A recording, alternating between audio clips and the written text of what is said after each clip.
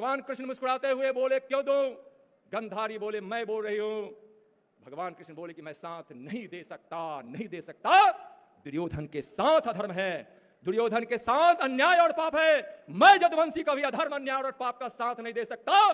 गंधारी बोले, तुम्हारे जदुवंशियों के नाश का श्राप दूंगी। भगवान कृष्ण बोले, मुझे जदुवंशियों का नाश स्वीकार है, लेकिन अधर्म, पाप और अन्याय का साथ स्वीकार नहीं है। इतनी नौकरियां हैं और जितना नौकरी करने वाले लोग हैं उसमें जादवों की हिस्सेदारी 1.4 ही है। इसका जिम्मेवारी 15 वर्षों तक आप सत्ता में रहे हैं, यह जिम्मेवारी आपकी है कि नहीं?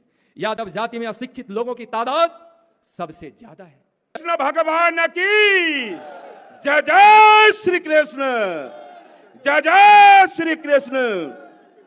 कृष्ण भी यदुवंशी और कंस भी यदुवंशी, एक धर्म का रक्षक और एक अहंकार का रक्षक। कि हे द्वारिकाधीश भगवान श्री कृष्ण, हे शंख चक्र गदाधारी भगवान श्री कृष्ण, हे गोवर्धनधारी भगवान श्री कृष्ण, आप तो युद्ध कला के स्वामी हैं, आप तो युद्ध कला के जनक है, आप युद्ध कला के मर्मज्ञ है। प्रभु आप हमें मार्गदर्शन करें कि आज मेरा दो भाई सामने खड़ा है, मैं किसका पक्ष लूं जिससे मेरे देश का रक्षा, मेरे धर्म का रक्षा हो सकेगा।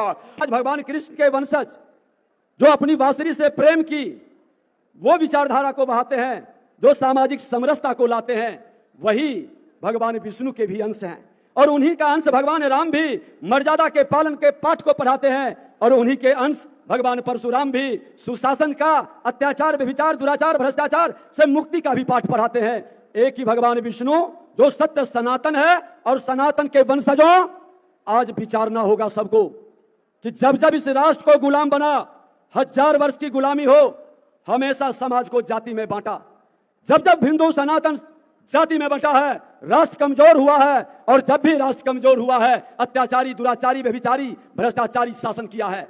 आज उस शासन से मुक्ति के लिए मैं तो कहना चाहूंगा कि आज बिहार के अंदर में मैं ज्यादा समय नहीं लूंगा, लेकिन कुछ प्रश्न छोड़ के जाऊंगा। आपके मन के अंदर यह भाव आना चाहिए कि आज पीरपैती के भागलपुर में नीलम जाति का प्राइवेट पार्ट काट लिया, क्यों आंदोलन नहीं हुआ? क्यों यह सत्ता में बैठा हुआ जो जाति के नाम पर एक नया वातावरण जहर का घोलता है, नीलम यादव के प्राइवेट पार्ट को काट लिया क्योंकि महिला थी, वो अल्पसंख्यक का विरोध किया, चुप क्यों रह गया? आज मुंगेर के अंदर बबलू यादव की क्यों हत्या हो गई? दीघा के अंदर नीलेश यादव, बालू साइड में रोज हजारों राउंड गोलियां चलती है। और विधवा किस समाज के लोग होते हैं? अभी हाल फिलहाल रामकृपाल यादव जी के साथ हम लोग देवराज यादव के घर में गए थे। दो छोटे छोटे बच्चे, वो मासूम और विधवा को न्याय कौन दिलाएगा?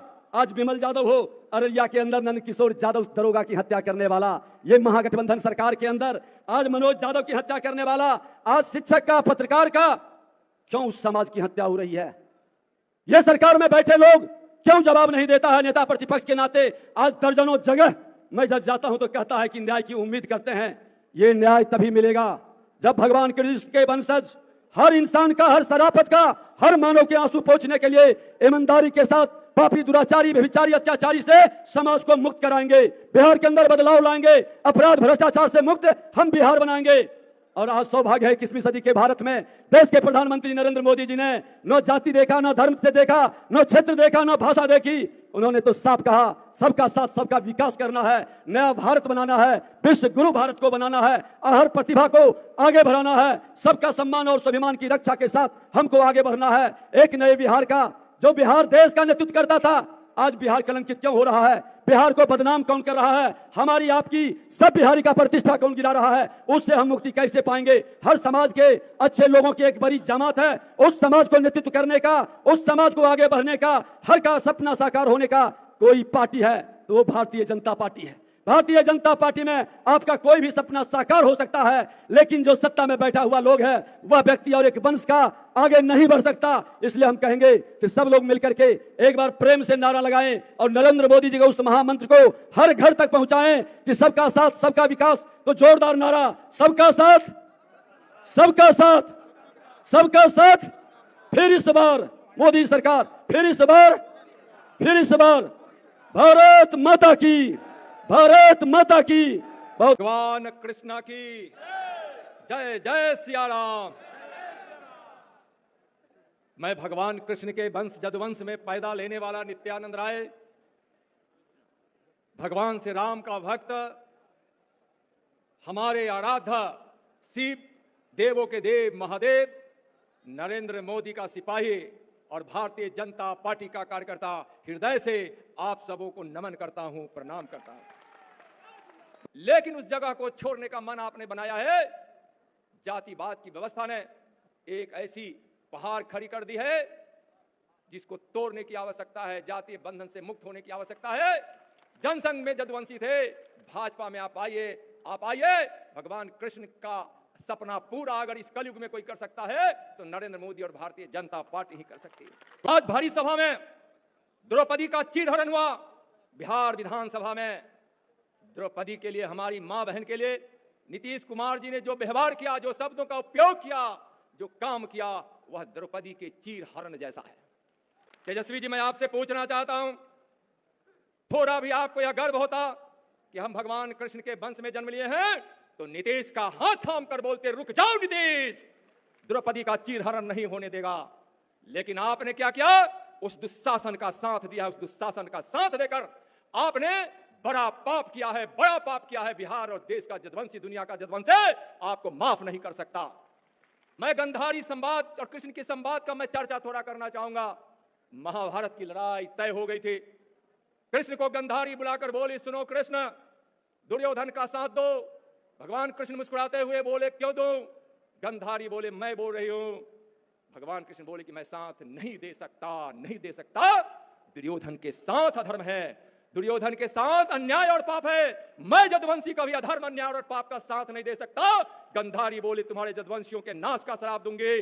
भगवान कृष्ण बोले, मुझे जदवंशियों का नाश स्वीकार है, लेकिन अधर्म, पाप और अन्याय का साथ स्वीकार नहीं है। सोचना पड़ेगा, कलयुग है यह। इसलिए आज हमारा क्या कर्तव्य बनता है, हमको सोचना चाहिए। मैं तो कहता हूं कि मैं भारत माता की जय बोलने वाला नित्यानंद अगले जन्म में भी भारत में ही जन्म लूंगा। हमारे आराध्य शंकर हैं, कृष्ण है, राम है, मैं राम का भक्त हूं, दुर्गा का उपासक हूं। मैं अगला जन्म में भी हिंदू में ही जन्म लूंगा।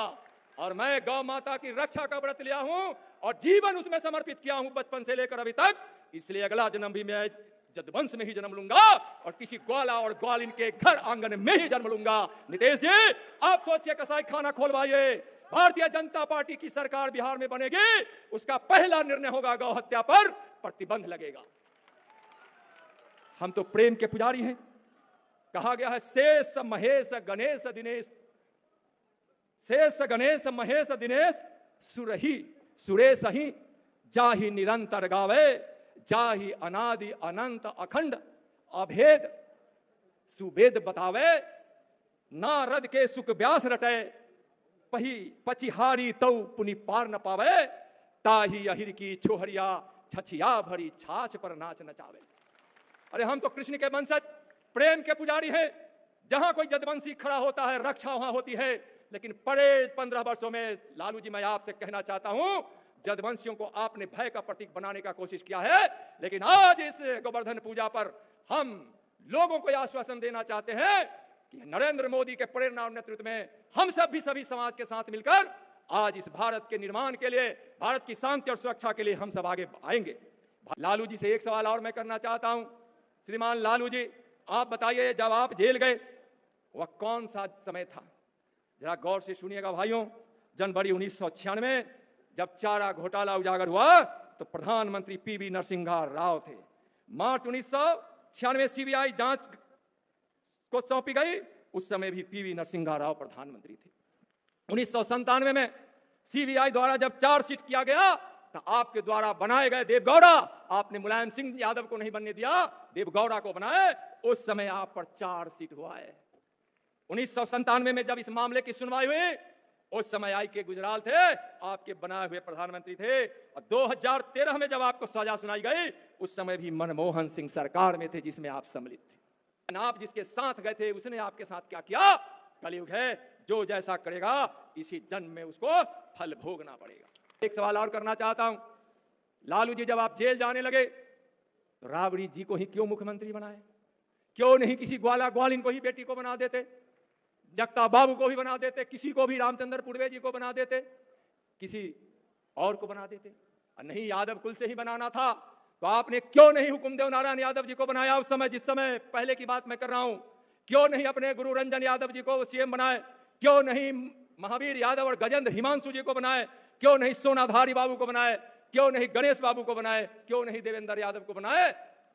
राबड़ी जी से आपके ही दल में जदुकुल का कोई ना कोई बेटा बेटी दर्जनों से ज्यादा योग्य थे आपकी धर्मपत्नी जी से, क्यों नहीं बनाए? बना। लालू जी और तेजस्वी जी से यादव जाति के 1.4% ही सरकारी नौकरी में है, जो सबसे कम औसत है, सबसे कम औसत है। जितनी नौकरियां हैं और जितना नौकरी करने वाले लोग हैं उसमें यादवों की हिस्सेदारी 1.4 ही है। इसका जिम्मेवारी 15 वर्षों तक आप सत्ता में रहे हैं, या जिम्मेवारी आपकी है कि नहीं? यादव जाति में अशिक्षित लोगों की तादाद सबसे ज्यादा है। क्यों है? आपको सवाल और जवाब, इस सवाल का जवाब हिम्मत है तो दीजिए। चरवाहा विद्यालय से आप यादवों को या गरीबों को या वंचितों को या दलितों को, किसी को भी आप शिक्षा नहीं दे सकते। क्यों वह शिक्षित रखा गया और सिर्फ एक ही परिवार की चिंता क्यों की गई? लालू जी ने, आपने तो सिर्फ अपने परिवार की चिंता की।